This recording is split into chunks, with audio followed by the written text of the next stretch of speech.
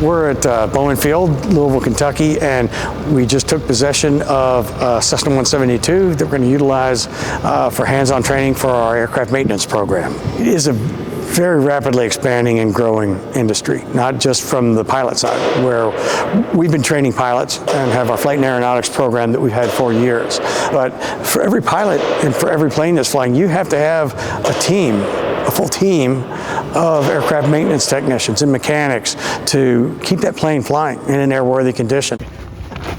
This is the lifeblood of this plane. And it really is, and it is meticulously kept, but I would imagine this thing's probably got 20,000 hours. We've got an aircraft that we can do hands-on work with our students, turn wrenches, look at the avionics, look at the structure, look at the airframe, look at all the different components of the plane, and with the number of our students that are interested in aircraft maintenance, give them not only some of the flight training we provided through all these years, but hands-on wrench turning maintenance experience on a real aircraft. This is just going to give us another tool to work and make their learning experience more robust.